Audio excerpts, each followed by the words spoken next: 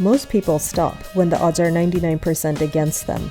The guests on this show are the ones who think, but that 1%. It just feels like not as much is being made. That the energy behind what used to be, a really robust business seems to be moving elsewhere. Probably reality television was sort of the beginning of that egg getting cracked. And then now it's, social media and the content that everybody consumes on social. I mean, shows are still thriving, movies still happen. It's just not as robust as it once was. And I don't have a crystal ball. I don't know how it's going to look in 5 years between AI and then the way people consume content is just so different that, something that seemed like it was never going anywhere. Yeah. I think is, at the very least is just something to be concerned about at the moment. But do you think it's because with reality TV and with social media, there's less of a risk as far as production goes? You don't have to invest as much money. Exactly. And people show up to watch it. Yeah. And now, so you see it. It's obvious even in the things. I mean, the movies that get made for the most part are these big tentpole movies that they feel are secure investments based on, IP that's existed and had success in the past. And so they redo that. And, and I get it. I mean, you're going to spend your money on something you want to return. But did you guys see, I think Tubi just did a deal with TikTok where they're going to be doing shorts or verticals. I think verticals is what they're calling them. Yes. Yeah. So they're like 90-second, but consecutive videos. Yeah. And then they sell them in chapters, basically. So Isn't you'll that watch crazy? one, they give you the first one for free, you get hooked, You got to unlock. and then you got to unlock to watch the rest of the content. And they're doing it with established influencers, so they already have their following. Yeah. It's not much of a risk financially. No, and the profit's big because then, you'll sell that one piece of content over and over again. And maybe people will emerge as stars from that or already show up as stars, who knows. But that's what I'm talking about in terms of it changing. And, somebody like me that's sort of been in a different sector of the entertainment business for so long, I don't have a real presence on social. I'm not, But you do have quite the social following. I mean, people are really engaged. They do. With I have your a really content. faithful following. I don't have a huge following. I know people with a lot of followers, a lot more followers, I should say. But I really love the way my fans, my followers will engage in that way. I'm actually the one that's bad about engaging with them. I never fully embraced social as a way to communicate. I'm really starting to open up to it now. I want to find ways to do it more because it is a way to connect with people, which is the thing that I love most about my job, really, is like it opens the door to connecting with people. I was thinking with you, it must be so crazy because being on a show for like 2 decades, I mean, people must feel like they know you. They're and vested. You live with them. In the character and you know, both. Yeah, TV That's is funny such a like that. special feeling, Yeah. though. It's a great feeling. I love it. If TV is a much more personal relationship with people. I think in film, are we filming, by the way, or not yet? Oh, yeah. Oh yeah, they just go. And they go got it. All right, I didn't know. Yeah. Okay. Because this is good. It would be funny if he's like, okay, come on, guys, when are we going to get Come on, started? I gotta We're go, almost guys. done. What are we doing here? We can talk about this later. Yeah. No, I think, with film, you remain larger than life, even though that's changed now because people consume films mostly in their homes now. So I think that has kind of become what TV was for so long. But in the days when I, was doing television and film was such a separate thing from that, you do get a different reaction. When people know you from TV, you're in their living room. You're with them in a much more personal space. And when people were used to watching you in a theater, there's a different connection. Yeah. And I mean, for that long, it's one thing if something goes for a few seasons and you're like connected and then you move on. But for a lot of people, it's more than half their lives. How long they've been watching it is true. you. It is. I'm at that age now where people are like, I'm watching. My mom used to watch you. People my mom was in love with you when she was a kid. It's like an 18-year-old telling me that. I'm like, wow, I'm there. And you still feel like you're 18, but it's like a weird comment to hear, right? But when I look in the mirror and when those incidents happen, I know I'm like, you're not 18 anymore.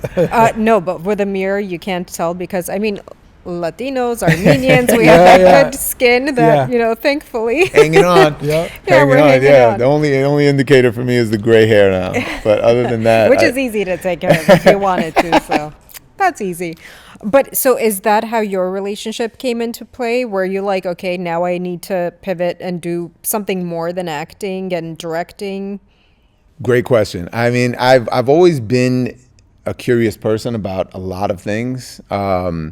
Business was always something that interested me. In high school, I ended up in the business club at high school. It was something called DECA, Distributive Education Clubs of America. Nice. And it was a way to get involved in a club. I mean, I mostly played sports, but a friend of mine and his brother were involved in this club, and I learned about it through them, took an interest, and then there were these events that you could participate. You got to leave school for a day. Yeah, I and love those. And so I was like, oh, I'm in on that. Anything where you get to leave school. You know, and so we did it, and I had a lot of success, and I ended up, placing, and I was second or third place in New York State at this competition that we got to go to. And you'd go away for 3 days up to the Catskills. Okay. To one of those old, like the Borscht Belt hotels. And there were like 500 kids there from all schools around the state. And so it piqued my interest in business at that early age. I always had an interest in the stock market as well. And so, how money works was always interesting to me, and how people invested and created businesses was interesting as well. And so as I started to have success in my career, I wanted to find ways to be involved in businesses. And venture capital investing was something that I had some exposure to and started getting curious about. And I invested in some ventures, and What kind of ventures? What was your first investment? My first investment was a company that was rooted in micro lending. It was based on a principle. A Nobel Prize winner named Muhammad Yunus out of India did a study, and he would make micro loans to mostly women that wanted to start small businesses in India. And these loans were tiny. They were $50 to $100 loans, equivalent. And the women were creative and driven and wanted to help their families financially. And so they would create various things out of this small loan and build small businesses with it that actually really affected the income of their families. And they were really good at paying those loans back. And so a friend of mine was going to Stanford, where Steve went, and he was in the MBA program at Stanford. And his thesis was centered around building a business like this, but geared towards really the first demographic he wanted to focus on was Hispanic. And so he built a business centered around that, loaning up to $2,800 to $3,500, I think was the cap on loans. And that community had a really strong rate of paying their loans back, a really low rate of default. When they made a commitment to take a loan, they were really committed to paying it back. And so he built a business on that, and the business had some success. I had an exit on it. It wasn't anything to retire off of, but the business had some success. And that was my first exposure to venture capital investing. And so continued with some of that over the years, and some things busted, and most do. Wait, I want to know about the busts too. What was the first bust? Oh man, the first one. I'm trying to think of the first one. I'm gonna get to all your busts. Yeah. The first one. That is life. Yeah. That's the real lessons. Yeah. The first big one was another company sort of rooted in the same principle, and it just grew probably faster than it should have, and then completely busted.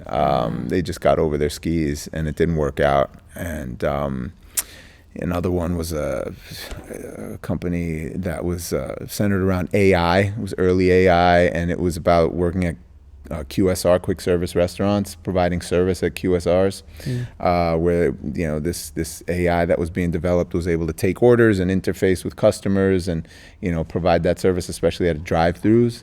and it was having great success for a minute, and again, poorly run and hit some problems that it wasn't able to solve, and it goes away. And it's really difficult. I mean, that is the thing, right? Because you can find a founder and you believe in that founder, you make an investment behind that, you like the idea of the business, but there is a big difference. But it's like the movie business in that way. You could have a great idea for a script, you could have talent around it, but no matter what, you've got to make the thing happen, and then the audience has to respond to it, and those variables they're big variables. And one of the hardest parts is that all of these are collaborative projects. You can't just, it's not only about the hard work you put into it, and it's about so many different things coming together. 100%. Like, it has to be a perfect storm. Things have in to order align. For it to, yeah, they have to align. And so I mean, not to carry on too long, but the focus of a lot of my venture capital investing was around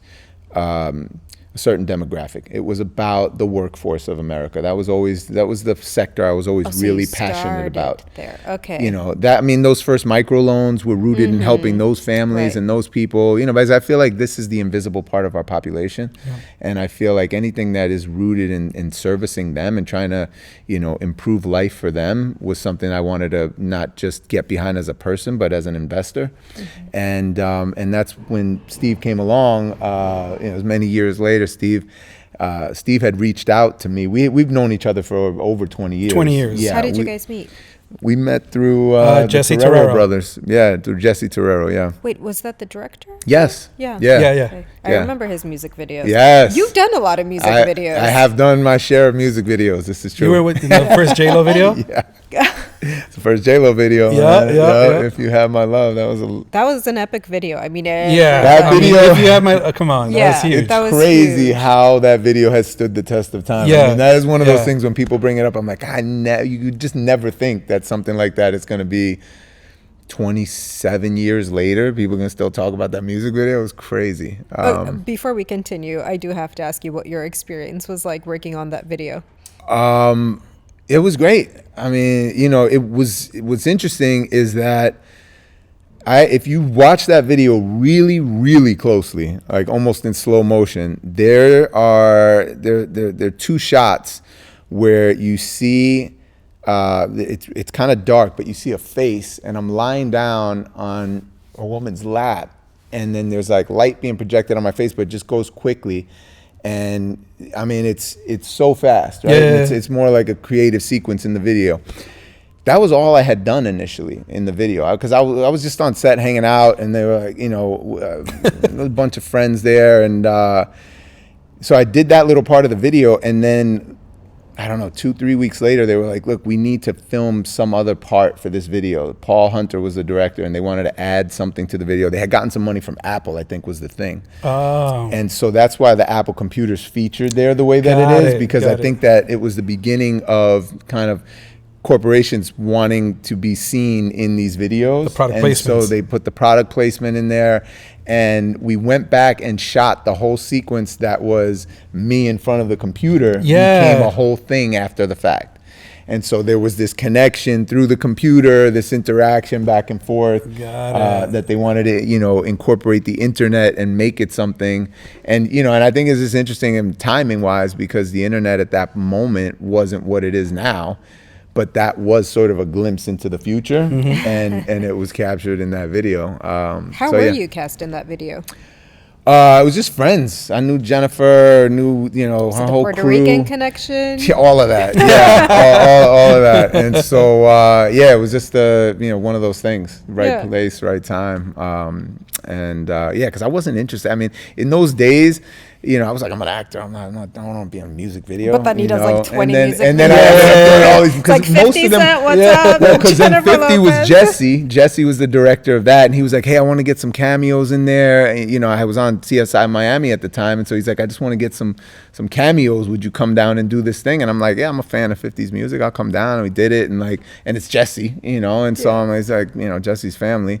So that's how really almost all of the music videos that I've done on were like that. Like it was like a friend calling, like, "Hey, can you come do this thing?" It wasn't. And Jesse was such a brand. His music Yes. videos at one point, it was just iconic all for over the sure. place. Sean Yeah. Paul. I mean, you literally you name Yeah. it. Like some of the most iconic soundtracks of the last like 20, 30 years Yeah. are him. Yeah, it's his crazy. visual to that. Absolutely. Yeah. Yeah, So no, it's Jesse legend. introduces the two of you. So yeah, we met through Jesse because Jesse and Steve knew each other from Queens. They both grew We're up both in from Queens, New York. Adam is from New York. Yeah. So we met years ago out here, connected, good vibe, and then So when you meet, you're acting and you're with DC Shoes at the time? Correct. So I'm at that time. So I am recruited recently, become the global director of DC Shoes, moved to San Diego. San Diego was too boring for me as a 26-year-old New Yorker. I would come to LA for the weekends to just tap into culture. And then I knew Jesse, of course. I would tap into my friends. Adam would always be with Jesse, and so like that was incredible. And I think to the listeners, really, I think it's about the resourcefulness of friendships, how important friendships are, how you then, I think as you grow up, you really look at, okay, like which are my friends that are actually really doing good things? Like who do I want to be a part of? What are the community? And you'll never know. I think it's really important for people to think like, me and Adam knew each other for 20 years. We've never done business together. It's always been just a mutual respect for each other. 20 years later, actually the call that I gave to him wasn't even to do business. it wasn't. It was just, hey, do you know someone I need to speak to about this opportunity? Yeah. Adam's listening. Adam's like, maybe I'm interested. I was like, yeah, tell me more about this. Man. I'm like, what do you know? I'm like, this might be happening for a reason. Yeah. And that was it. It was a reason. There was a reason. Completely organic. Completely. Literally. Completely. And it was about where who the product was built for. That really got my interest because again, like I said, I had my focus on investing had been for the workforce, the people that were frontline workers that were, that really are the backbone of our country, but are kind of overlooked, because they're the people that do all the things that maybe aren't glamorous sometimes, or but that make the world go round for the rest of us. Yeah, and when you're on your feet for like 12 hours a day, sometimes 14 hours, shoes are everything. You need that comfort. Absolutely. I love how lightweight these shoes are too. It's so funny. It's something I became so conscious of recently because I bought a pair of boots that I really liked. And then I realized that, okay, these seem like they're comfortable. And then you walk for like an hour and you just want to get them off because it feels like they're each 20 pounds. Yeah. If your feet hurt, your life hurts. Yeah. Oh my God, it's yeah. so true. I mean, I think back to like early 20s, we didn't care. Yeah, you can get away with a lot.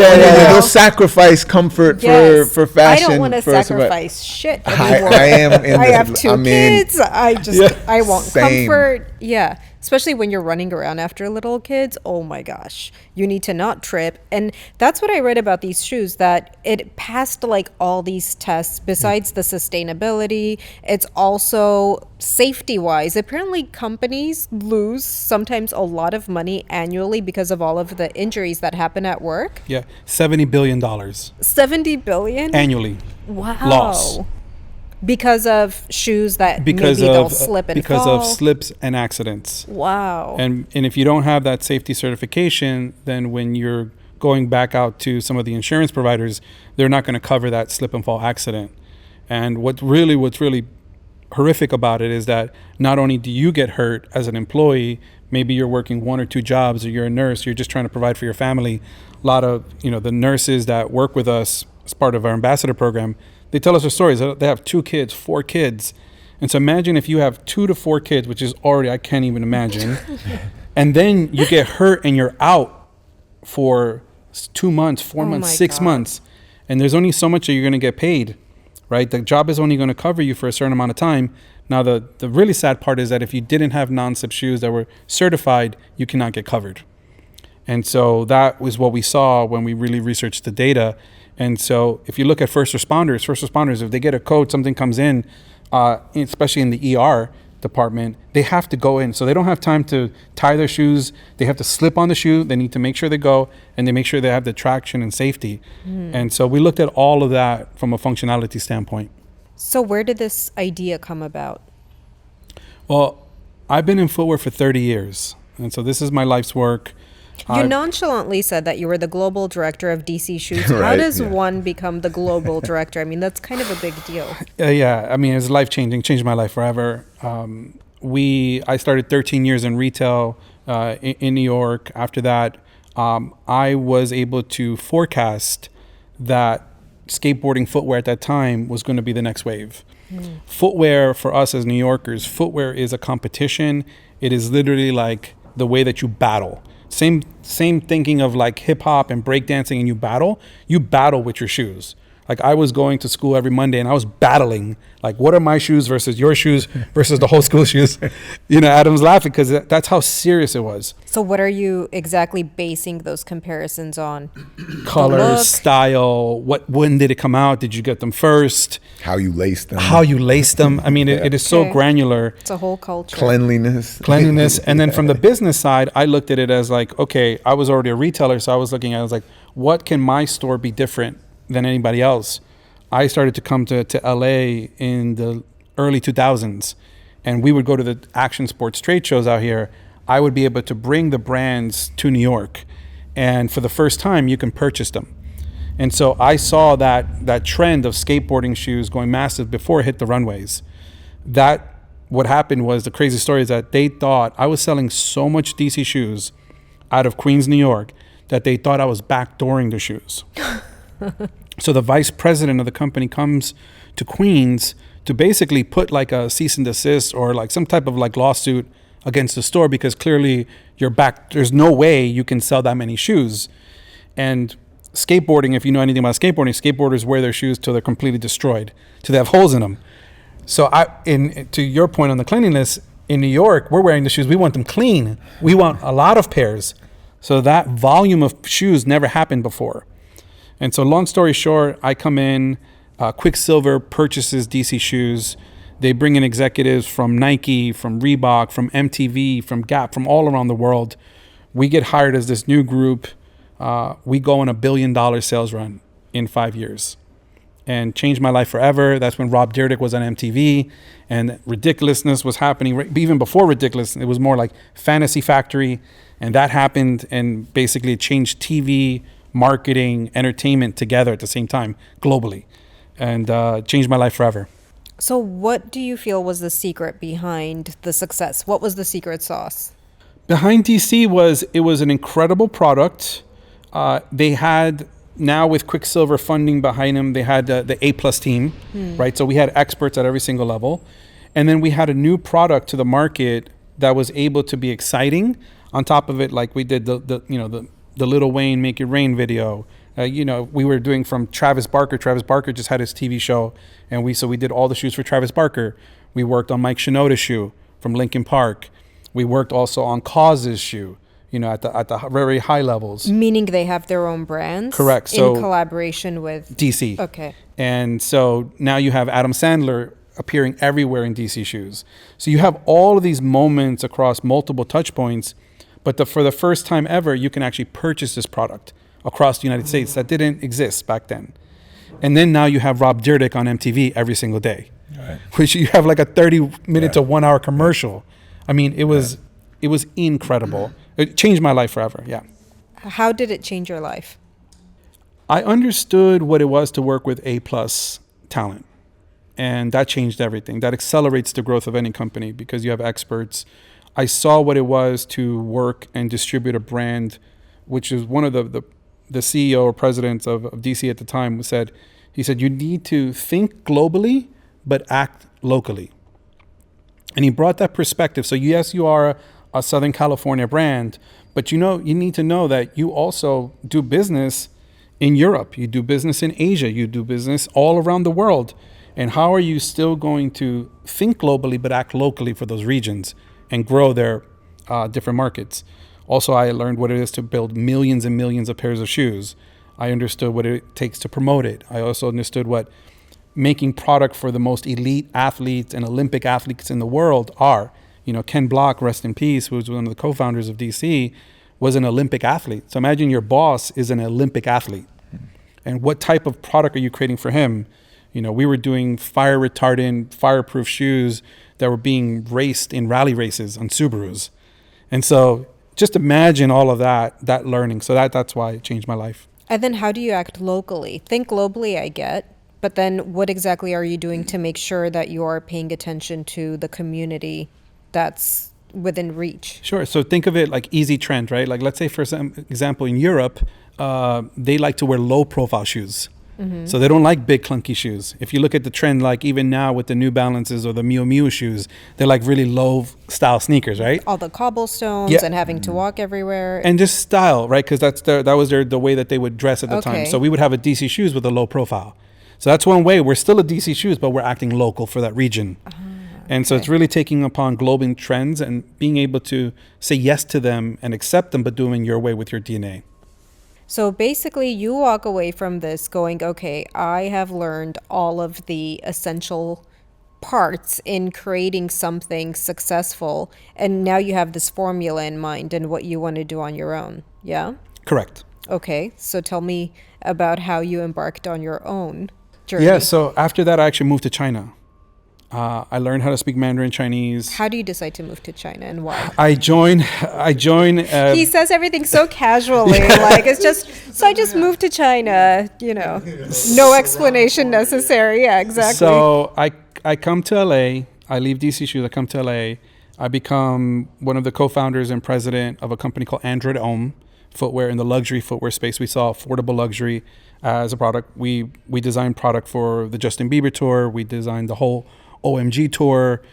We did product for Kendrick Lamar, for LeBron, you name it. Bad Bunny came later with Les Gray. Oh, that was right. That's with this brand. Correct. Bad Bunny. Yeah. And so I then said to my team, they were manufacturing in China. I said, I have some experience manufacturing in Korea. I go on this trip to China. I go there for 1 week. I come back. I'm like, I'm not coming back. I'm going to stay. Because I saw, it was like, think of it like this, right? You have a studio here. You can produce. There's no one stopping you. When it comes to manufacturing shoes, 99% of all shoes are made in Asia. Including Italian shoes. Including Italian shoes that should be marked made in Italy, but some of them are being made in China. If some of the, the last kind of detail. They can label it. Yeah, some and companies. It's with a lot of the luxury brands, the most famous luxury brands that are actually made in China. Yeah. And so I saw all of that and I said, you know what? I'm going to stay here. I'm also, as the president of the company, if the Chinese factory owners see me, they're going to have a different part of what they call guangxi. Guangxi is like your rapport. Mm-hmm. And they're going to have a certain amount of respect for you because they're like, oh, wow, this guy's not just staying at the hotel. He's not just staying at the Ritz-Carlton and then leaves after a weekend. He's here at the factory floor with us, making sure 7 days a week that he's helping building the brand. Committed. And so that was going to help us. We're committed. Yeah. And so that changed the dynamic of the type of product that we were able to build there in China and then later even in Italy and in Portugal, where we were manufacturing our product when we launched for Saks Fifth Avenue and other retailers and Kith. So this was affordable luxury. Correct. Is what we saw the opportunity. Now to get to LS Gray, after being in China for that many years, and Android Home was an incredible learning experience, I believe that there was an opportunity. And so as I was turning 40, my wife was just pregnant with our son. We said, why don't we create a product that we can actually want to be a part of, right? Something that could leave a positive legacy in the world. That's when I was thinking of, at that time, Jessica Alba had Honest Co. And I told my wife, I was like, look, I don't want to just be here, a veteran of the industry and just continue selling shoes, but I'm not changing the world. Tom's had just come out, with the 1-for-1 model. It was really purpose-driven businesses that can change the world. I love Patagonia, products that can stand for more, that were purpose-driven. And so with her blessing, I basically said, look, we named the company Les Gray after our son. And it was really based on how do we change the way that footwear is manufactured forever. And we did this now with the shoe with the higher intent of what if I took my background of working with the biggest stars, celebrities, and athletes in the world, what if I took that and did it for the everyday worker, right? Who is typically overlooked and unseen and underrepresented. So when you are starting this kind of a business, are you doing the calculations and comparing it with, okay, if I were to do a luxury brand, this is the kind of money I would make. If I'm doing it for everyday people, or is that just not even relevant to you at the time?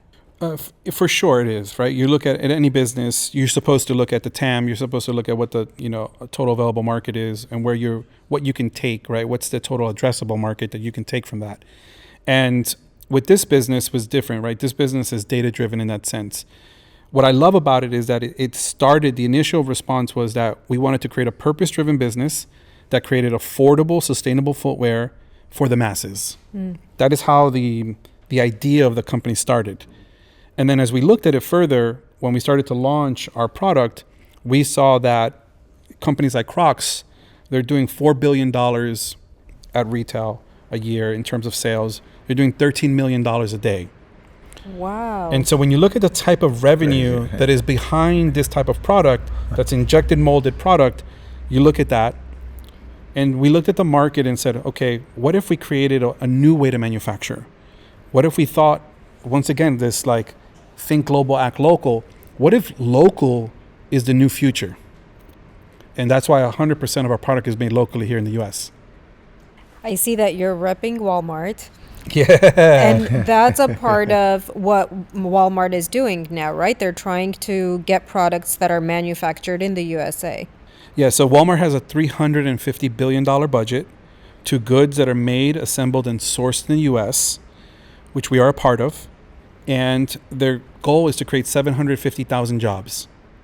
And so for me, that's really important because if I can create jobs here locally, I can also create a supply chain that doesn't have to have any type of transactions with overseas.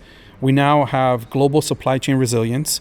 We have a better product, and we have a product that can be sold at a lower price because we don't have to take product that's made from long distances and bring them overseas back here to the United States.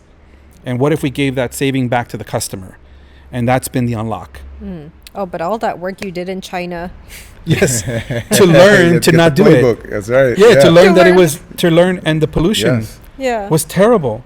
I mean, I was sitting, our company's called A Less Gray, and so we say we want to make the world a less gray.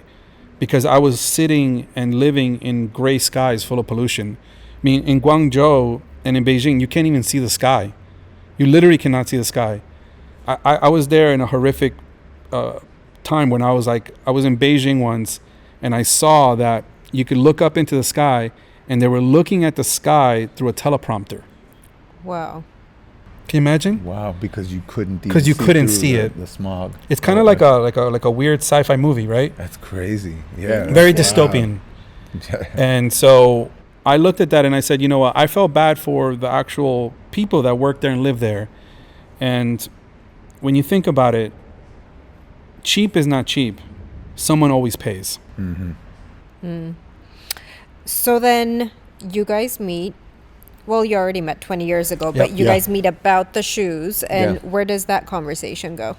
So Steve reaches out because he had somebody else in mind that he was trying to get in touch with that he knew I knew. And I said, well, yeah, I'm happy to connect you, but tell me about what you're doing. Sabotaged that person? No, I just really felt like I was... He was a better fit. I felt like I was what he was looking for, actually. Yep. And as a friend, I'm like, same here. Adam, that's what I thought. Oh, for sure, I was like, man. Whoa, Adam's a better fit. Yeah. No, I mean, listen, I would never take an opportunity from somebody, but we're talking, and I'm going, everything you're talking about is what my investment, focus has been around, which is exactly what Steve is doing, what his intention is with Less Gray. And so as we got to talking about it, I'm like, look, let's get together. We got together, we met, I saw the product. I got to see Steve even in a new way, because the days that we had, crossed paths, early days, we were all running the streets. We were out having a good time, partying. Everybody's, it wasn't about business necessarily at that time. We were all sort of making our bones in our lives, like building careers. And now we were, grown men with families and, just sharing looking at the world much differently. Yeah. And so listening to what he was looking for, I felt like that's exactly what I have to offer. And if you're interested, I'd love to connect on that. And we did. And, and that was a couple of years ago now, right? About 18 months, two years ago. Exactly. And the product at that time was even in a different design phase. But I it's obvious, right? You listen to the man talk, you hear his passion, you hear the way he can articulate his vision, and a lot of investing, as I said earlier, is about you're betting on the person that's leading the charge behind the mission of the business, and Steve was an obvious bet, and I felt like the product is fantastic, but Steve's even better.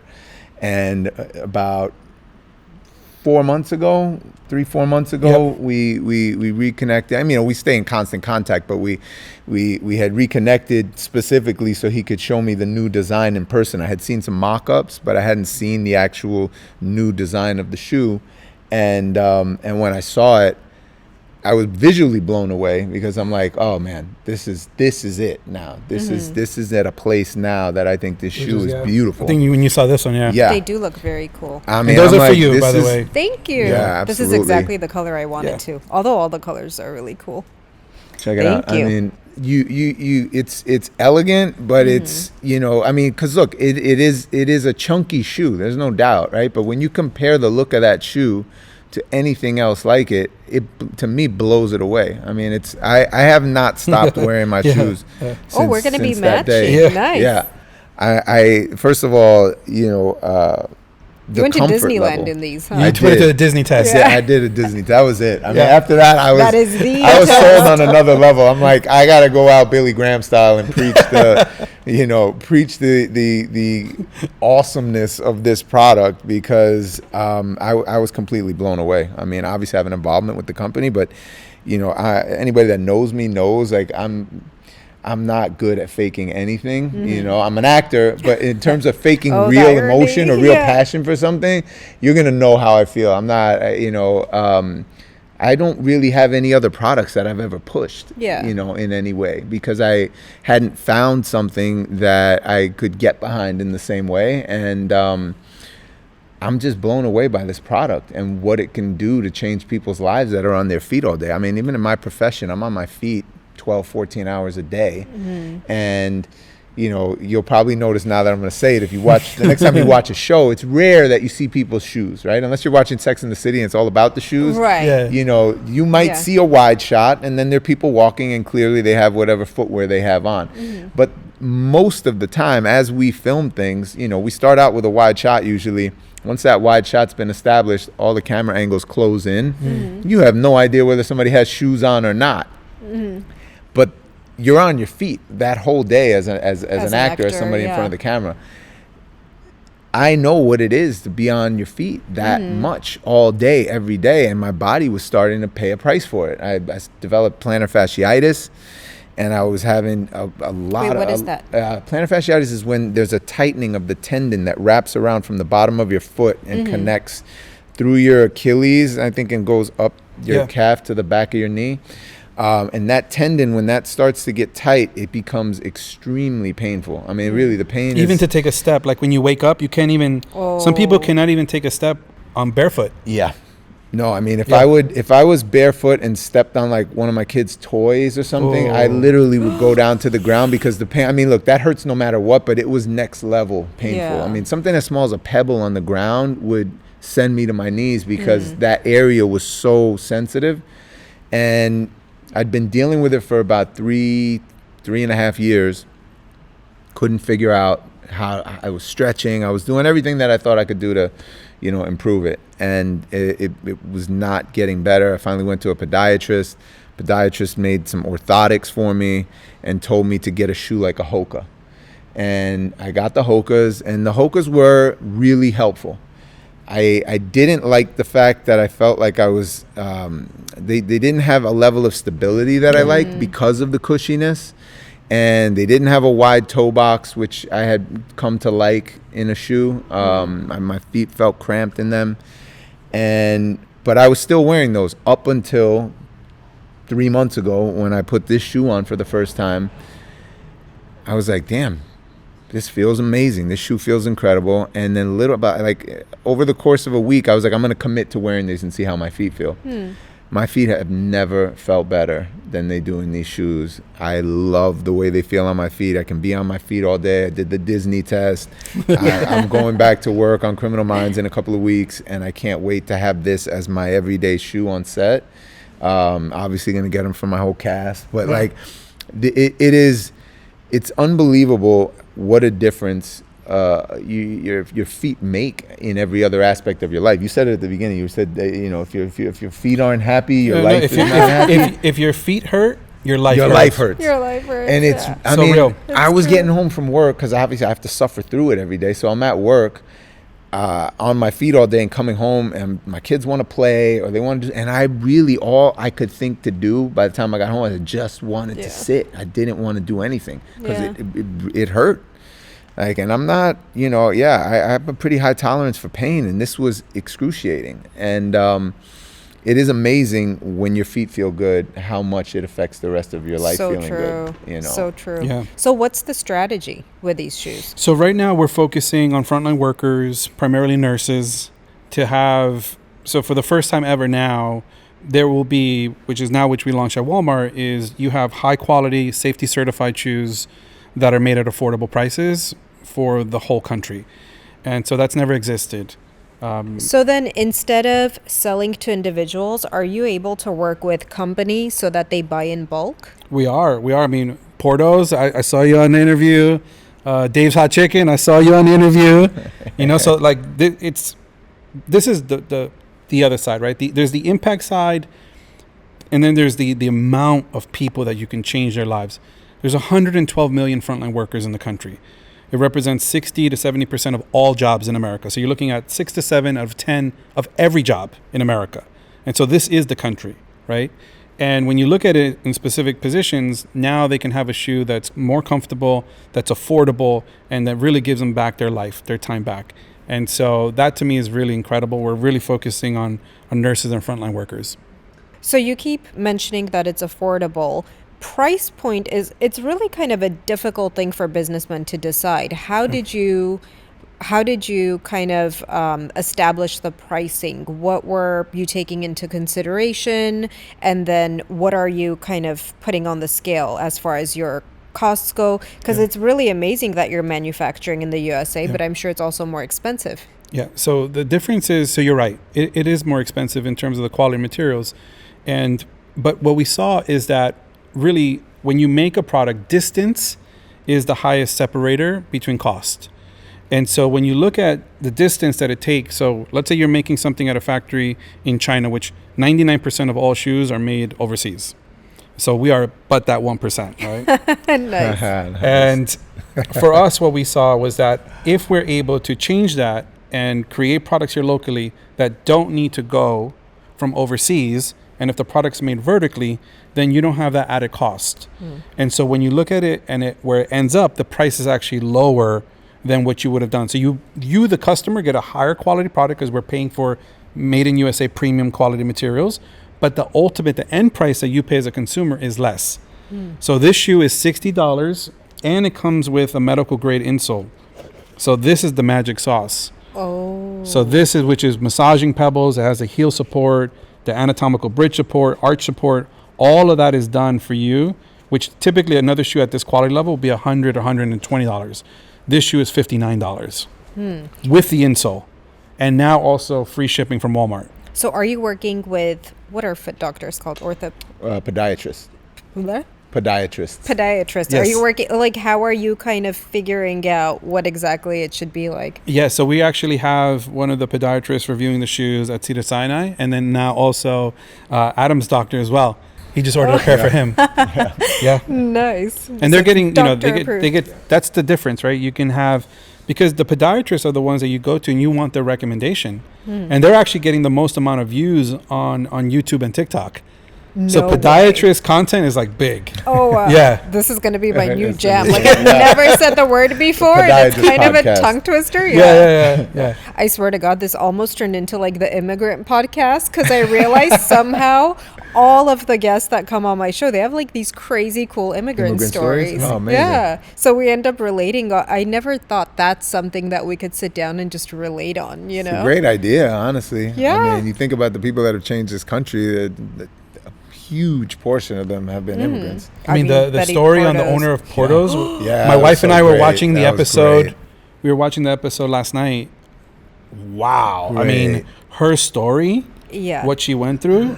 You know, sometimes when you're looking for social media clips that you think people can relate to so that they would be interested in watching the full episode, her episode is just like, it's hundreds of clips could come out of that because she's just so interesting. All of her stories are so incredible. Yeah. I mean, just mind-blowing. It's like it's a history lesson, a master class in business, Yes. all in one. I love her commitment to quality. Yes, I love that when too. she was talking about the ingredients.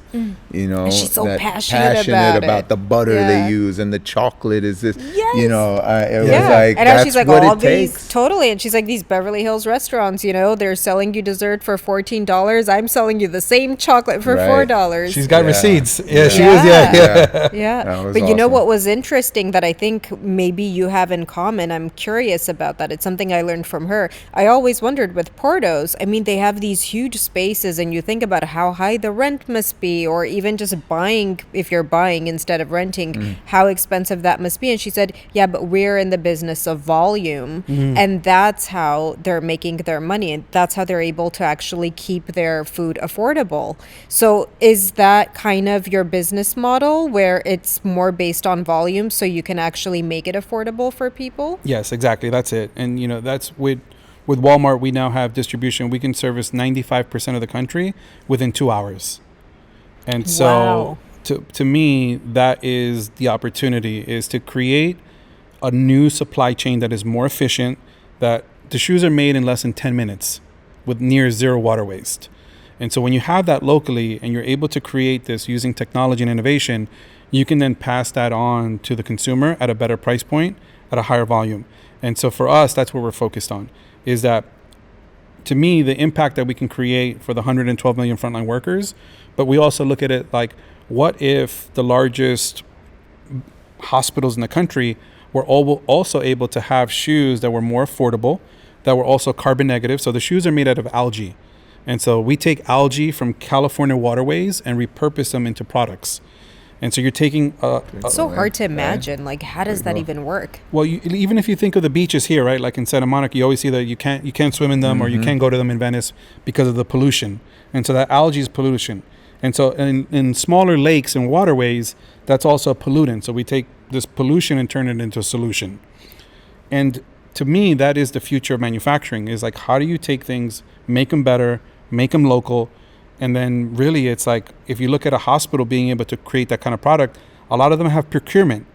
And so we have many different nurses at UCLA and medical professionals at UCLA wearing our product. They really love that idea of, wow, what if this product, I was also, not only do I have the safety certification, but we also have the software built in where we can show them how much carbon reduction they had and safety compliance. And so we're taking it from a data standpoint where not only are we creating the best product for the end consumer, but then also, to your point, the organization, the hospital, or the restaurant, or the enterprise. Are you able to get any kind of government grants or anything like that because of... We just got funded. Yeah? Yeah. We just Congratulations. thanks to Lacey, the Los Angeles Clean Tech Incubator and the City of Los Angeles. We just got grant funding. I don't know if you know the restaurant Guisados. That has like amazing Mexican food. They're just like incredible all across LA, 10 locations. I love Mexican food. Sounds like I should go. And so Okay. Guisados is amazing. They have restaurants in the Valley. They have in Pasadena. Started in Boyle Heights. We just did a pilot with them. I have. It's with a Q.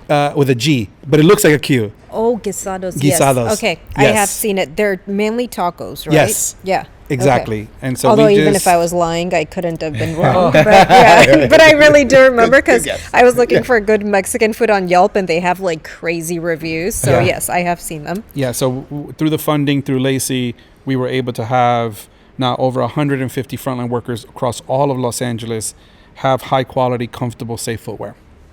So in regards to you now getting these big clients, what is your strategy? Are you using your big time actor connections and your like relationships that you made through DC Shoes? How do you actually start the outreach to get people to buy your product?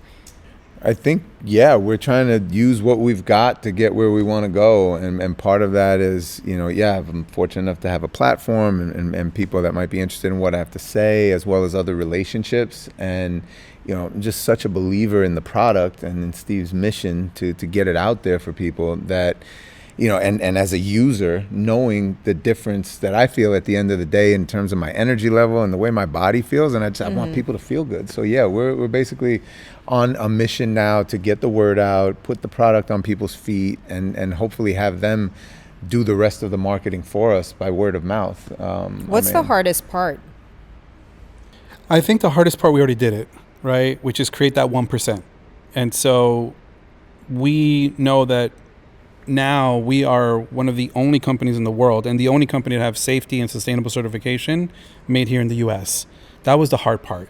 The hard part was getting not only investors, but getting the market to understand this can be done, right? Because you think about it, right?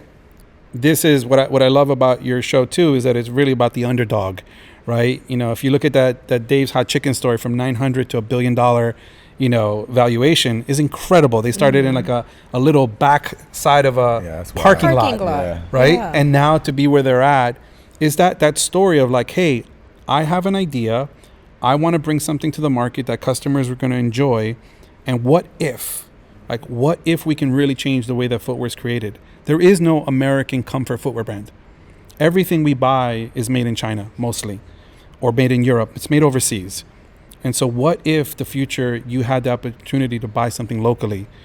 And so I think, to me, that's incredible. And then like to Adam, people love Adam, right? And I think because you haven't pitched the product, that's not you. Yeah, that's not your MO. So they know it's real. Yeah, I hope they do. It is, man. I mean, you catch me in the street 9.9 times out of 10, I'm going to have these on, man. Yeah. And it feels good to be able to, that's the way I am, right? Like whether it's health information, anybody that knows me, I'm always trying to like, hey, you should try this or try that. Anything that's good for you, that I think is good for you. I've done my research. I love sharing good information. Do share. People. What's the newest thing that you think is good for you? Man. Anything that gives me energy, please help. I need for brain more. power, I mean, taking some creatine in the morning, with a small glass of juice, you need a little spike of insulin when you take your creatine, but it's good for muscle mass retention as well as for your brain. You know how sometimes you feel like your phone's listening to you because it is for sure. It is. Yeah, things that you discussed all of a sudden pop up. Now I feel like that's Adam you're gonna get a creatine literally ad, for the past week I've been researching creatine because I never took it. Yeah. Oh, amazing. And so now you brought it up because I was like, should I? Shouldn't I? And give then it a shot. I mean, they say like that there are a couple of different types. They say that the liposomal, which binds to your fat a little quicker, so that it gets into your bloodstream a bit more effectively. But I mean, little things like that. I'm really into health and optimizing your health and so that's just something I'm constantly sharing with people. But no matter what it is, it's the reason why I do what I do, really. Like I just like to connect with people. I want to make people's lives, I want people to feel as good as I do. I'm so happy to be alive that I want people to feel that feeling as well, and anything you can do to do that, I want to share with them. Did you become more health conscious after doing Magic Mike? Magic Mike was definitely an eye-opener in a really big way. It absolutely was an eye-opener. I'd always been an athlete, always liked to exercise, always loved to play sports, but Magic Mike took it all to a different level and actually put me in a position to see what I was capable of, not just physically, but mentally, because I'd never made a commitment like that to diet and exercise. What was your diet like? Asking for really a friend. structured. No, yeah. I know. I need to revisit that diet. But yeah, after baby number 2, me too. So yeah, it's what I mean. Really, the thing, the takeaway from it was that, look, with discipline and a commitment to something, you can achieve anything. And honestly, changing your body was one of the easiest things that I've seen, because the results can happen so fast. I mean, within 2 weeks, it's like anything else. It's what do you want to do with this? Do I really want to give up those French fries? I don't. Yeah. I really and it's don't. hard, right? Because especially like, you know, if you come from a culture where it's centered around food, which we both do, and the joy of What's that. your background, by the way? Colombian. Colombia. You know? Okay, all three of us do. It's So, almost like every culture, right? Like almost every, we as human beings gather around sustenance, right? Food. Let's get together and eat. Sure, Yes. I need to eat. You need to eat, and then we'll talk while we eat. You know. And it's insulting if you don't eat. It's a very insulting. What do you mean? Not eating? No, you're not eating. You're not hungry. Now eat more. And so you have to reprogram yourself, because these things you've been trained to believe are directly correlated to your happiness, but they're a lot of them are more habit than they are happiness. Yeah. And you can still feel happiness in moments, right? Because if it doesn't have to be about gorging all the time. It can just be about gorging in a moment when you want to, and going, you know what, I'm gonna let loose. I'm gonna pig out and have that great time with people, because that's the moment to do it. Yeah. Until you want to have that moment every day. But that's the problem, right? And that's the problem with everything. It's like you have to limit, or be in control of how you limit yourself. Yeah. And it takes effort, and there's a slight degree of pain, right, to that. And the more comfortable you get with that slight degree of pain, the easier it becomes to do that. And Magic Mike, being prepared for that movie was enough of the idea of not being prepared for that movie was more of a pain point than giving up everything I had to give up to be prepared for it. The pressure is on. The pressure was real. Yeah. It was an opportunity. I'd had a great career in television up to that point. This was a chance to do a movie with an A-list director. And you knew it was going to be huge. A-list actor. We didn't know until we started filming. Leading up to it, we're like, we're doing this crazy movie that is like low budget. Yeah. About a male stripper. The first one was really low budget. I didn't know. We made that movie for like $5 to $7 million. I forget it might have been 7 in the end. And then obviously they spent money on marketing, but just to actually get the movie made, I think was like between $5 and $7 million.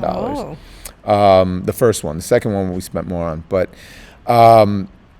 it was one of those things where you weren't really sure. I was like, and go do this movie and literally be in a G-string and have to be in the greatest shape of my life and dance, which I'd never considered myself like a dancer, and so I'd never done any choreographed dancing. Got it. Let alone half naked. And so there was a tremendous amount of pressure to at least be as prepared as I possibly could be, and that was enough motivation to change my diet in a way I had never been motivated to do before. And seeing the results was so empowering. The results were so empowering. I realized, like, oh my God, I'd been doing it my whole life in various ways, right? Choose a career, go after it. Anything I ever wanted that I really put my mind to, I had achieved that, but not in the physical form. I had never done that and seen the results happen that quickly. And it was really enlightening and empowering. I think a byproduct is also that sense of control Yes. that you feel. Yeah. That power. It's up to you. It's up to It you. is empowering. It's up to you. And then look here, 2 weeks in, you could see a difference. 4 weeks in, you could see a bigger difference. 6 So what weeks is your diet at the time? At the time, I had You said you had a chef, right? Like another guy from Queens that I Oh, met yeah? through Jesse. Shout out to Rohan Rambukoka. What up, bro? Rohan had a friend of mine who was a cordon bleu trained chef, and he was in between gigs at the time, and I was like, listen, man, I have to get ready for this movie. I need to be And I had a Yeah, trainer. yeah. I had a trainer that I was working with, who was a dear friend of mine, a guy named Tito Raymond, incredible trainer, the best in the business, man. On every level, personality-wise, knowledge, just energy, just the best. And I had a moment where I was like, am I going to have to take steroids? Like, what am I going to have to do to be ready for this? Because I'd never taken steroids in my life, had no interest. I was always health focused, but didn't know enough about diet to ramp that up to another level. And he was like, no, you can get there. He was like, I didn't have much time. I had like 6 or 7 weeks. He was like, you can get there, but you're going to have to diet like you've never dieted before in your life. And the key to the whole thing was going to be rather to lose weight. 6 weeks isn't enough to really pack on a lot of muscle. He was like, you're going to have to rely on what you have. We'll keep building, but you're going to have to basically strip down and get so lean that your muscle mass shows. Yeah. And it'll make you look bigger on camera. And so that was the plan, really was. So I was doing 2 hours of cardio every day, an hour of weight training, and then my diet was super strict. And my diet was like, 1 egg yolk, maybe 2 or 3 whites, and like a quarter cup of oatmeal for breakfast, and then I could have a snack 2 hours later that might have consisted of some protein and a little bit of fat. And then lunch was, everything was measured. Yeah. Absolutely measured. So, I was consistently eating, 400 to 600 calorie meals throughout the day, three to 4 times a day. Were you angry? Before we continue, let's take a quick moment to chat with this episode's sponsor, personal injury attorney and founder of A&L Law, Anino Bundian. Congratulations on earning your title as super lawyer. Thank you. Personal injury is such a competitive field. Do you feel like you have to also work on visibility and self-marketing?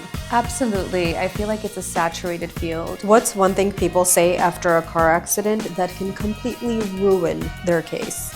I'm so sorry. So why? That could be used against you. When you say things like that, the person on the other side is going to run to the insurance company, and that's the first thing that they're going to say. And that can be used against you. Have you ever had a client who messed up their case without realizing it? Yes. I've had a client who the insurance company likes to play games. They like to call the client and ask them questions and pretend that they didn't see the representation letter on file. I had a client that actually spoke to them, gave a full statement to the insurance company, and completely ruined their case. I've heard that posting on Instagram can actually hurt your case. Absolutely. I've read that people actually get in trouble with gym selfies too. Like, it seems so innocent, but they go to the gym, they take selfies working out, and then they claim to be injured. And well, it does make sense. If you're injured, you should not be at the gym doing reps or lifting heavy weights. But, people do that, and actually it really hurts their case. Make sure to visit anlaw.law for more info. That's anlaw.law. No, I was in a great mood, actually, until it was time to eat. Like, when it was time to eat, I had a hunger that I hadn't felt in a long time. And I got to be honest, too, that hunger was an amazing feeling, because your body really needed it. My body was ready for it, and it was, it was an indication that like that fire is burning, and also that was empowering because we live in a country, fortunately, where most people aren't starving. I'm not saying everybody has all the food they would want or need, but like, we're used to filling ourselves up, and even if it's bad food, even if it's bad, unfortunately, right? Yeah. But here was a time in my life that I hadn't felt in a long time where I was hungry in a way that I hadn't been hungry before, and it was it's burning. It was a driving force, But when it was time to eat, I didn't want to hear any bullshit. I was like, I don't want to talk. I don't have time. I need to eat right now. I need my food, right? Yeah, like none of this is going to be worth. None of this is going to be worth it if I don't feed myself right now. But I was going to places with my food everywhere. There's a friend of mine that runs a, really swanky spot here in town. And I would show up to this super fancy place with my own meal. I'd go have dinner with your Tupperware, right? And I would have that my was your Tupperware, portion. Yeah. And I was like, no, I'm good. This is what I'm gonna eat, and and I went everywhere with my own food. Wow. And it was, and that was empowering too, because it was like, hey, I'm committed to something. If anybody's got a problem with it, too bad. And no alcohol, I'm assuming. No alcohol. Very little, if any, fruit during that time. I've now not even fruit. No, I was so conscientious about sugar. Got it. That I was really specific about sugar. I could have one cheat meal a week, so I would end up what would you gorging. have? It was usually like pancakes and ice cream or something, Yo. something really indulgent. And that was my one meal on a Sunday, and then back to it. And And it was a great lesson. It was a great lesson. So then when you're done shooting, what's the first thing you binge on? Oh man, I don't remember on the first movie what the first thing I binged on. I remember on the second movie, myself and Kevin Nash, we went to I love Kev. We went to this burger joint in Savannah where we were filming. Ooh. And we got the biggest, fattest bacon cheeseburger. With just like a Savannah burger already sounds. We sat down, had ice cream sundae after that. Like we went in. Sounds like we have very similar taste in we food. Went in. I have a picture somewhere of me like taking that first bite. I love a good burger. Well-deserved bite. Yeah, no, that's a well-deserved bite. Yeah, we all gorged at the rap party. I mean, we had a beautiful rap party at the end of that movie, and everybody. I mean, it was just like it looked like a medieval times feast. It was What's your background? You're Puerto Rican and Cuban? Puerto Rican, Cuban, some other things mixed in there. Yeah, some. So what do you usually eat like at a family dinner?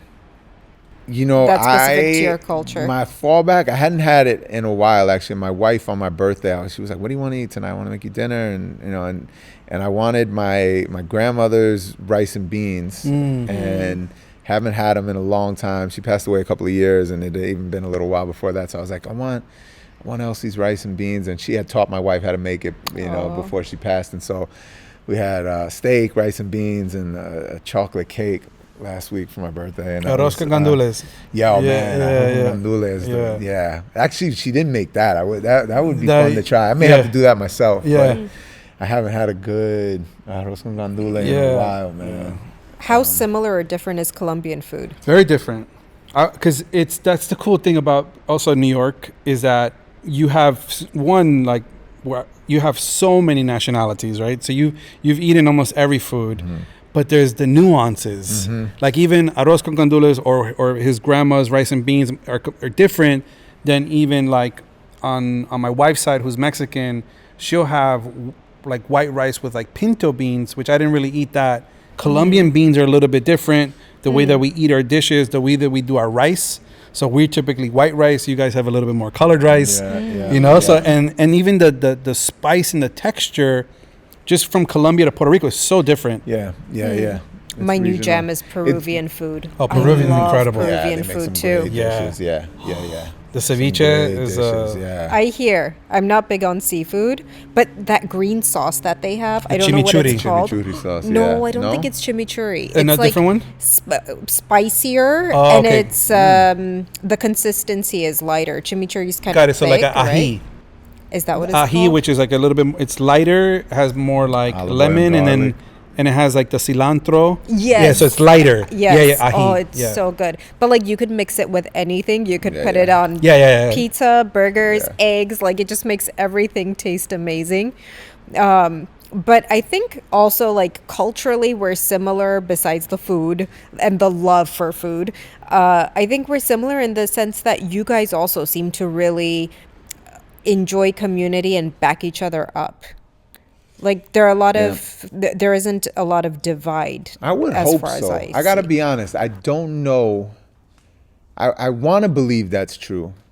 I don't see that reflected in the film and television industry as much, which is why I don't feel like there have been as many Latin stars to proliferate in that business, because unfortunately, I don't feel like we come out and support each other the way we should. I think that a lot of people do hold on to wherever their mother country is what their allegiance really feels like, as similar as we all are. They can group us in a thing as Latinos and be one big thing. But, I feel like I would like to see us support each other even more, quite frankly, because we need that. I think it's important. If we want to see our faces out there and be more present, I think we have to come out and support each other in bigger ways. And I feel like as immigrants, all of us have our own negative stereotypes that we're fighting against. And so we want to kind of bring on the positive parts, the positive aspects of our culture and amplify that as much as possible. Yeah, I think that's why I was so happy with Bad Bunny, right? Like with his Super Bowl halftime show and bringing that culture together, all the nationalities, all the flags, right? It was about inclusivity. And I think that was what was powerful, coming from a Puerto Rican artist and bringing that togetherness. And that was the message of one. So that to me is like, it was just absolutely incredible. And I think on the music side, we're starting to see it. Yeah. I think the younger generation is getting it. I think really the point I was making might be more skewed towards the older generation. I think the younger generation now realizes that there needs to be cohesiveness in that way, that we all are part of that same, that same gumbo, that sancocho, that stew that is there. And I do feel that from the younger generation. Absolutely. Yeah, and that's the funny thing, that with this podcast, how I said that sometimes it feels like the immigrant podcast, you find yourself relating to people who have whatever cultural backgrounds that they have. It doesn't have to be similar to yours. But I really just love that. I had a friend who once described it as, he's like, I see all people as the same, but with just different seasoning. Yeah, and I love finding out what that seasoning is. I do think it is as simple as there are only two types of people in the world, right? Like, there's people trying to move forward and the people trying to hold everybody back, and I don't care where you go or what language you speak or how you make your rice and beans. Like, there's only those two types of people. And what does make it exciting when you meet them and get exposed to new ones that you gravitate toward is that seasoning, like you're saying. Like, that spice is different. You're like, oh, this person's great, and then on top of that, check out how they do their thing. And that it's actually what makes people like fall in love with other cultures, right? When you're embraced by the people that are good, that want to move forward, that want to spread love, and then you're introduced to the things that you haven't been, like, let's just say cuisine or music or dance or whatever it is, that it's the thing that helps you get more excited about that and want to be exposed to more of it. Yeah. No, it feeds your soul and it just broadens your horizons in a way that I don't think anything could, the way that traveling and really experiencing different 100%. Cultures could. Travel's so key. I mean, at DC Shoes, that was the difference, right? Like, I traveled the entire world and was able to see that so many cultures, so many countries, so many cities. And that perspective, you really learn. And you learn, what your differences are, but then how similar we all are. Mm-hmm. And I think that is an important perspective. I think as a New Yorker, like me, my mother, she came to this country from Colombia, and seeing her work her whole life, like, she was a cleaning lady. And so she would clean apartments in Manhattan and clean salons. And I would see her working and just being able to see the way that she was able to make it, and be able to understand her story, like, firsthand, what it is to be an immigrant in this country and to try to make it. You see that in other stories. And I think it's really important to, like, we're looking at people. When I think because New Yorkers, that's special. Like, we connect at a different level. I think that's when me and Adam connected with Jesse. We were all trying to make it, coming to LA with these massive, massive dreams. Now we've all been able to, like, quote unquote, make it. And what I love is that we're changing the world. And you said it actually on another time we were together, is like, we didn't forget, right? So, like, that empathy, when I see someone and I look at, more than 50% of the frontline industry in a lot of jobs, they over-index as female. And so I see my mom, I see my aunt, who also works in hospitals. I see caretakers. And I look at them as, like, my family. And so I don't just see a customer. I see them as, like, okay, that's an extension of me. That's a real person. That is someone's mom or aunt. And what if we can make their life better? And so I think that's the biggest difference, is, like, you can choose what you do. And I think by being together and working together and having that empathy or an immigrant perspective in that sense, I look at it completely different. And as a CEO, somebody said to me, is like, look, Steve, what other CEOs have actually lived at the factory floor like you? Or I say, I told Adam the other day, it's like, how many CEOs of footwear companies do you think their mothers were cleaning ladies? And so, these are real stories. This is real. Yeah, definitely. I think one thing you guys did not have in common, though, is I think that you were valedictorian at your Yes. school, and you hated school. You and I have that in common. We were not really school people. I was definitely not the valedictorian. Do you feel like you approach business similarly or differently as far as your background goes? Because you're not really a system and structure person. You're creative and you like being free. True. I think, you know, what's interesting is like Adam was also like in banking, right? And he also has a background in business, which I started to learn more about his background. And so he's actually asked better questions than many of my investors because he does have that background. But he likes to be like, he's told me like, Steve, I like to be like more like a night owl. He gets more creative at night, right? And so I think on my side, it's always been education has been part of me being first generation here and saying, hey, look, like I grew up on welfare. I grew up really poor. I grew up in a single parent home. You know, my father passed away when I was young. And so to me, education was survival. And I said, and you know, I'm growing up in New York City in the 80s and 90s, a really exciting time. And so I said, I have to make it. And so when I became valedictorian of LaGuardia, which was my local school, what people don't know, and you asked me in the beginning, you're like, you want to hear the tough parts too. It took me 6 years to graduate high school. And so I was literally getting kicked out. Like they were like, Steve, you can't be in more yearbooks. You've already been in 2 yearbooks. So like, you literally like legally in the New York City public school system, you can't go a 7th year. You're too old. So it's either you pass this or you're out the system. So I think about it, that 1 6 month time period in my life could have changed between I'm kicked out of the system, I don't even have access to a GED at the time, or a couple years later I'm valedictorian, and then going to Vassar, then going to NYU, and then now later, of course, you know, studying at Stanford. What was the shift? I think one counselor told me, he was just like, Steve, why are you fucking up? You're not stupid. And I was like, you know, my father had just passed away. So I was like, I knew he was right. And then I just thought about my mom. And I was like, damn, man, I can't let her down. Like, look how she's working. You know, she's struggling to just put food on the table. I can't even imagine what my mother went through. And so I think that was it. I was just like, come on, Steve, like, stop fucking up. Like, get real, become a man. And just, you know, and that shifted me. And then from there, something turned on. And I was just like, nope, I'm going to make it.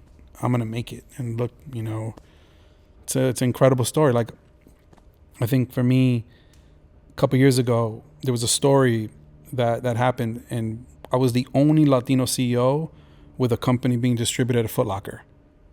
One. Wow. And to me, that's a big responsibility. Like, because I'm the only one, so I have to make it. And what am I doing? I have to open the doors for others. And I think kind of like to your point, Adam, what you were saying before is like a little bit older generation, and including myself, I'm part of that. We're the only ones. So we're scared to let our friends in. Like, what if they fuck up? Because some of our friends are like, you know, they're not, not everyone's all together. So we're the only one. We made it, but we got to open the doors. Got to. But a lot of people don't talk about that. Like the different levels of challenges, and I say pressures that we have when they're like, okay, you made it. Are you going to open the doors? But you're like, I'm not even fully in. Right. Yeah. Right. Armenians have the same conversation about being able to open doors for others and helping each other out. I mean, when it comes to acting, you know, we're playing the bad guys most of the time. So It's true. No, it's like So that's it's hard. everybody's going Typecast. through that typecast. Yeah. So with you, do you feel the thing is, I mean, you've been very comfortable. You kind of lucked out in a way because most actors don't get to be on projects that are a couple of decades long. No, it's crazy. I mean, That's pretty phenomenal. Do you have had an incredible Is it 30 years, Adam? You've been on TV? Yeah, since It's incredible. 1997. Wow. But do you ever Mostly, feel like you want to create your own projects? You know, a lot, all the time. I've tried. I just haven't had any success with it yet. You know. How so? What have you tried and what hasn't? You know, I've had projects that I've developed and tried to pitch, and you know, for whatever reason, you know, that it's. But then, are you trying to pitch them to networks? Yeah, this has been in the past. I haven't brought anything out recently, but you know, there have been things along the years where I'm like, hey, I've got an idea for something, put a script together or put a pitch together, and you go out and you do it, and you're really at the mercy of everybody else. And this is, you know, this is where I was saying before, like you know, there are less than a handful of Latin leading men in Hollywood that can open a movie or you know, start a TV show and be the lead on a TV show. You can't name me 5 Latin leading men on a TV show. That's the crazy. lead, I mean, not part of an ensemble, the lead. I didn't think about that. That's true. And most people don't, you know, unless it's something that is going to like really affect your life. And That so seems counterintuitive though, because it's such a big market. that's the part. That was really part of the point that I was making before, that we're not reflected in the numbers, and I think there has to be a reason for that, and the reason for that is that we're not demanding it. And the reason we're not demanding it is because maybe we're picking apart the details of how we're not similar versus how we are similar, and want to see ourselves represented, you know, in relation to our actual numbers in the population. It's just we are grossly underrepresented, and But more so men than women. way more so Because than we have yes, Sofia absolutely. Vergara, Yes. we have Yes. Jennifer Lopez, Shakira, Yes, and I mean, they're wildly popular, obviously. for sure. Yeah. For sure. So why do you think that is, specifically men? Is it because of the typecasting? Because they're just not writing the right role? I mean, everyone I mentioned. You know, I mean, on some level, it's got to be subconscious that there isn't that, you know, maybe the people making the decisions don't feel the need for the men to be represented the way they do for the women. You know, I mean, if most of those people making those decisions are men, then sure, if they're attracted to those females, then, you know, they're more apt to want to see them included. And listen, that is the one thing too, that like, you know, beautiful women are going to draw a crowd no matter where they're from or what ethnicity or whatever, and maybe they don't feel like the men will do the same for them. I don't know. I really Although in wish I had the music, answer to that. I mean, Enrique Iglesias Sure. and Ricky Martin were huge when that Huge. Latin Yeah. wave hit. Yeah. It's just for some reason it's like cyclical, you Comes know. and goes, There's yeah. a wave, it's trendy for a minute, and then it goes out, which is, you know, that's why when you create your own projects, it's so much easier, especially if you're funding your own projects, because you see, it's not what the people are demanding, it's what we are being given, Yes. which Yes. isn't always a reflection of what the audiences want to see. It's true. No, and that is what's exciting about the times we're in right now, is that, you know, production costs are down. Yeah. People are more actively producing independent content that is designed for the phones and, you know, for a smaller viewing experience. And, you know, I'm really excited about what the future holds in that regard. Me because, too. You know, we're going It to has see its a lot pros more and cons. representation. Yes, exactly. There's nothing like going to see a movie. Yeah. I went recently to see a friend of mine's movie. It was an independent movie. It was at a film festival, and I had gone when it was in editing, and I had watched it in editing, and, you know, we just discussed some things, gave some notes, and, you know, she had wanted some feedback from friends. And then I went and watched it in a proper theater. Okay. And it was a really interesting experience, because I hadn't done something like that in so long, where I would watch something on a small screen and then go see it on a big screen.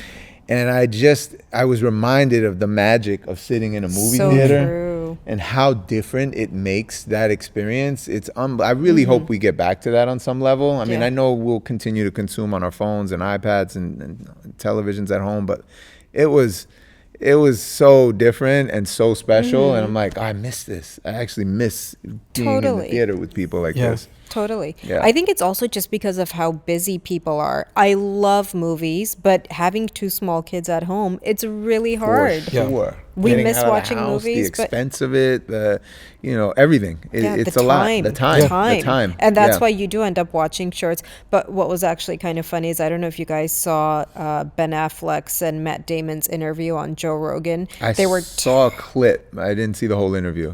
So I watched most of it.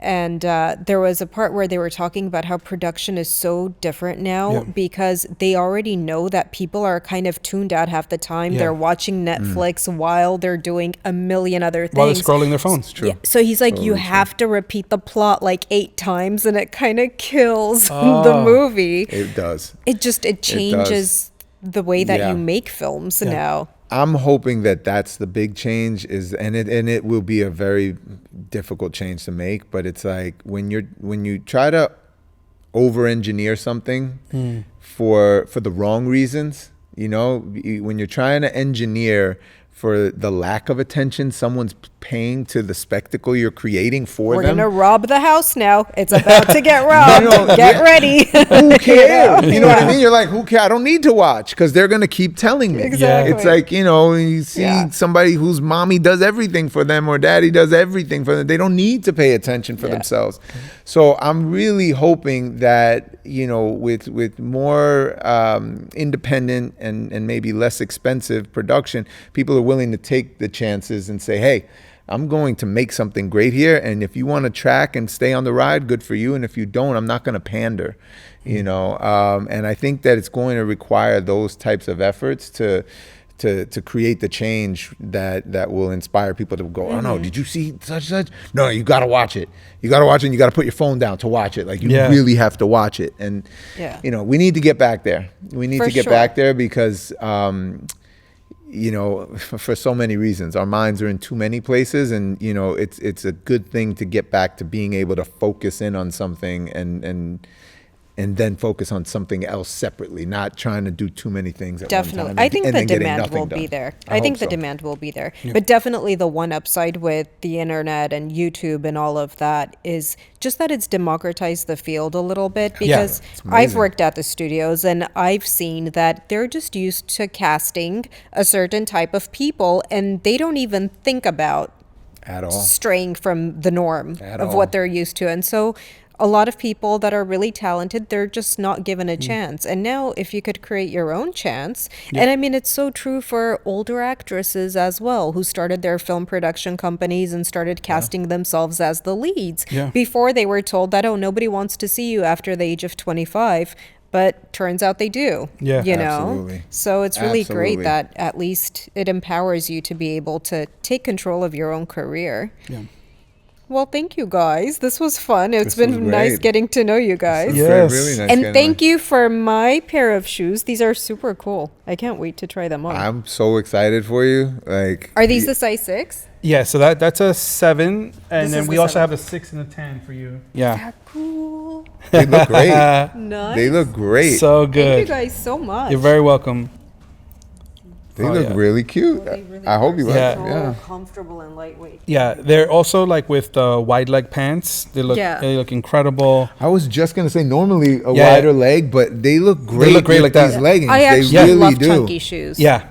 So does everything have a purpose as far as like these little things go? This is for your feet to Ventilation. breathe. Yeah. So what happens is that if you're a nurse or if you're working at a restaurant, you basically want to make sure that like there's going to be water. Of course, if you're a nurse, there might be blood or like other bodily liquids when you're at the hospital. And so you want most of the shoe to be covered so that there's no water, there's no mesh. Like in a running shoe, the mesh that will go through the shoe. Mm-hmm. And then here you have the ventilation where that little lip will allow it to go off. And so you have the air, so you have ventilation, but your foot is mostly covered so that there's no water. Mm-hmm. Yeah, that's so cool. That's genius, man. So it's almost like the way they do on a window, a flashing almost. That's what we did it to go over the edge so it doesn't go in the holes. Correct. That's amazing. Yeah. So it's engineered like that. That's so smart. Yeah, like everything is thought out. And is this just cool design? Yeah, so that's what we call it. It's kind of like a little kind of like a eyelash or like a whisker. You have that detail there. Yeah. No, it's so cool. It's really, really awesome. And then you obviously is this something that you do just because you want to let people know that like they're actually getting something that's recyclable? Correct. Yeah. And so you could feel good about what you're doing when you're purchasing.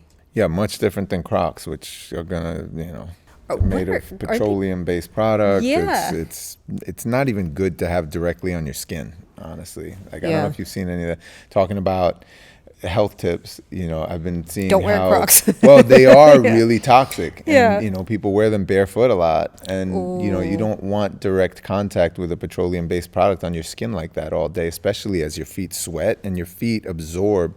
Your feet are one of the places in your body that really absorb what's under them.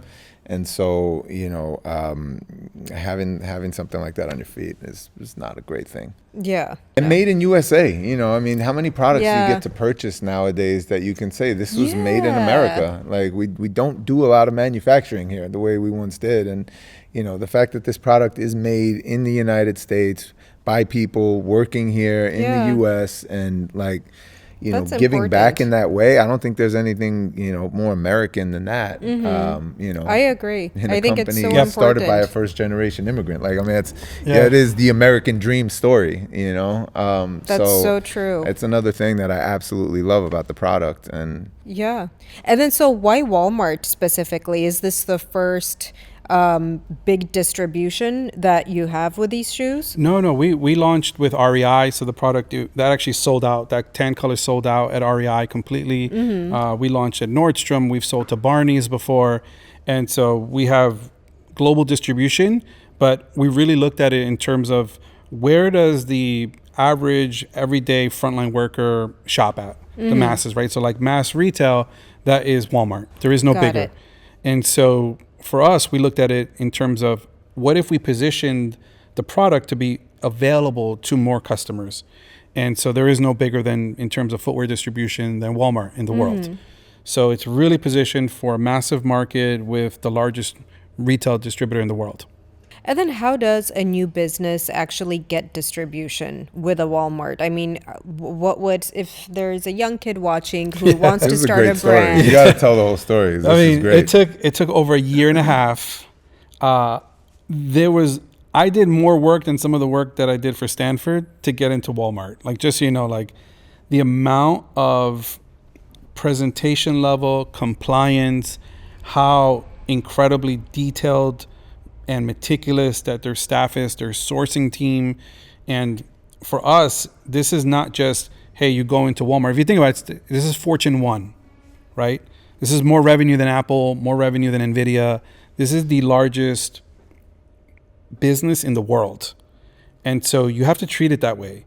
And so this is a really big deal. And we made sure that it took over a year and a half of presenting, sending in multiple pitch decks, reiterating on those pitch decks, really showing a case of why does our company deserve to be on a Walmart shelf or on Walmart's e-commerce platform. So what are you updating throughout the year and a half? Everything in terms of full competitive analysis, price point, but not just your competitive analysis, their competitive analysis. What are all of the other companies that they have to do business against? How do you present it to them in a way where you have everything set, but then also what about your safety compliance, your certification that's third-party audited? What about your factory's compliance and how that's created? Then what price point are you going to do? Are you positioned there better than everything else that they have? And so you just think about it. They have every choice in the world. Every company's looking to get the largest distributor behind them. And so you have to really take it from that. And so what we did is we applied for something called Open Call. It's kind of like Shark Tank. They host it every year in Bentonville. 2,600 companies applied. About 500 got invited. So you go to Bentonville, you go to the Walmart headquarters, you're there, and you have 30 minutes.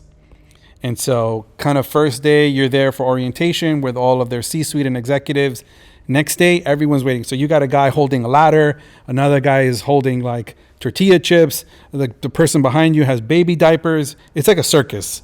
And it's all these entrepreneurs with a dream. And you literally have 30 minutes. You walk into the meeting. They're like, just, Steve, time's clicking. At 30 minutes, you're going to get kicked out. And that's for everybody. And so you better be ready to song and dance and pitch your heart out in those 30 minutes. At the end of the 30 minutes, you know if you got a yes or a no right there. And so you worked a year and a half for 30 minutes in front of the Walmart buyers. And only 100 of them got a golden ticket, which is what you get if you get a contract with Walmart. And then so initially, who are you contacting at Walmart? Are you just looking at who is the director of sales, or like how do you know who to go to? So there's a forum, which is Open Call, and you apply through the open call format. It's a yearly event. And so every Okay. year they're focusing on getting small business. The great thing about it is that it's not only small business, it's micro businesses. Oh, that's And this really is life cool. changing, right? Like you could be someone who created a hair product or a lip balm or something that has to do like a baby product. And you're like a mom and you're like, I saw my baby has this issue. I was able to solve it. And you get to pitch to Walmart. Like it's life changing. That's great. That's so cool. It's And I mean, until you have these conversations, like someone like me, I would never know that exists. Yeah. So Yeah. that's really awesome. Yeah, it's incredible. They're so brilliant. They're so smart, and so for me, like it's the biggest distributor in the world. So it's an honor for us to be able to do And that. just to chime in on that for anybody watching, because there's a lesson, that preparation, same thing for me. I go in an audition, preparation is key. You have to be as prepared as possible, right? And Steve's preparation, his knowledge of the market, not just the footwear market, but actually Walmart's market specifically, like what they had in their product stack. And he knew that they didn't have what he had to offer. He knew so well they didn't even realize it until he pointed it out. And that was how he really made it work, because they were like, no, we have something like this. And he was like, no, you don't. You don't have anything like this. So what did they And think was similar? So what we saw, because we did the research, the compliance was shoes now. So if you own a hospital or like a HR department for like, let's say a big restaurant franchise, the new rules is that you have to have the back of the shoe fully covered. So the front of the shoe and the back of the shoe. A lot of shoes like clogs that have the back heel exposed, you can trip or fall. And since your feet are not covered, something can hit you there. And so those shoes are not compliant anymore. And so what I looked at and we studied in this product is like, we wanted to give them a fully compliant product at a price point. And what they said is like, look, Steve, kind of like 20 minutes in the meeting, they're like, what you've been able to do is bring comfort, safety, and recovery at Walmart prices. And we're the only company in the world to do that. And so that's how they're like, okay, we want to do business with you. Awesome. And that was your strategy. That was your plan from the start, where you knew you had to have those boxes checked out. You got to think about it, right? Like you have 30 minutes, which is nothing. Yeah. 30 minutes is nothing to tell your whole story, and it has to be data driven, because if it's not, then you're just another story. And so the story is important, but really you have to have the data to back it up. This company is data driven backed, and we're the only company in the world to have that safety certification plus sustainability certification and 100% made in US. So cool. Thank you guys. This has been so interesting. And also just really cool getting to know you guys. You guys Me are too. so much Yeah, fun. Thank you. great. Likewise. It's great. Really glad we got to do this. I think I need to start like a new thing with this show where you have to nominate a person to come and do the podcast. Who do you think would be Oh. interesting? Man, you've had a couple of friends already. I got to really give this some thought. We talked about that earlier. It's Yeah. so funny. The mutual people. Man, Joe you know, Manganiello, Omar Miller Benson. No, Shout Omar. out to O. Benson Big Benson O. Miller. Miller. Yeah. Omar Benson Miller. I mean, talking about Omar and talking about there's a mutual connect. So through Omar, I had been hearing about for years one of the other co-investors in the company, Yep. a guy named D. Murthy, and D would probably be an interesting guest. I would Yeah. nominate D's D. an Murthy. incredible guest. Entrepreneur. Entrepreneur, incredible, and I love entrepreneur stories. Yeah. And it's really I think this is the beauty of LA, right? Like we come here and I think all of the people that are listening to your show is like, these are these stories, like me and Adam and Jesse meeting, right? Being young, coming into Hollywood, like being able to like build those friendships and then opening doors. And there's so many of that. That's the reason I moved here. Like to me, I still like, my wife's from Los Angeles. To me, I still, have that kind of like admiration when I look at Hollywood. Even the Hollywood sign, I'm like, wow. I look at the hills and I see all those houses in the hills. I'm like, wow, like dreams are made here. Yeah. And you can one person you meet can change your life. And so these type of instances that I've met, like even meeting D, which is one of our other investors, is life changing because it opens up doors and you never know where that goes. Mm-hmm. So it's really, really powerful, and I'm excited. Yeah. And Jesse, we'll nominate Jesse to Yeah, Jesse would be great. Yeah. Jesse would be great. That's up to you. Yeah. You tell Okay. Jesse. All right, Jesse. You could tell I did the Soul Play You movie. are officially invited. Yeah. Yes, Jesse is officially invited. Also, before we leave, we have a deal for all of your listeners. So for Walmart, so we're doing a buy one get one free. So the shoe for any of your listeners, if they would like to purchase a shoe, if they have any, nurses or people that are on their feet or work in restaurant industry or any of the businesses like Porto's or Dave's Hot Chicken, we would love that. We're doing a buy one get one free, so it's 50% off. So they buy the shoe on Walmart.com. They just DM us a screenshot at Alesgrey, ALESGREY. They'll get a free shoe. So it's basically they're paying just $30 for that shoe. Amazing. Yeah. I feel like any CEO would want to have their employees in these because, I mean, CEOs, are you listening? CEOs? Yeah, you want them to be comfortable. Yeah. Otherwise, they're just going to be with bad attitudes and miserable at work. It makes a huge difference in your body. Because it's not just your feet, right? It's your knees, your hips, your back. If your feet are feeling good, all those other parts usually feel good too. But when your feet hurt, everything else hurts. If you're uncomfortable, life just sucks. Yeah. I mean, we had at Starbucks, we have many Starbucks baristas wearing our product. And so this one girl at Starbucks, she gets a pair of shoes, she tries it on, and she tells me the story. I was like, hey, what are the other shoes? And she goes, you know what my boss asked me? She goes, why are you so happy?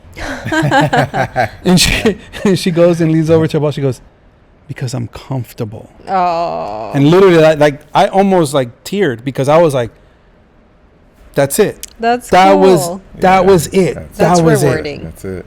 Yeah. Bullseye. Yeah. Awesome. Thank you, guys. Thank you.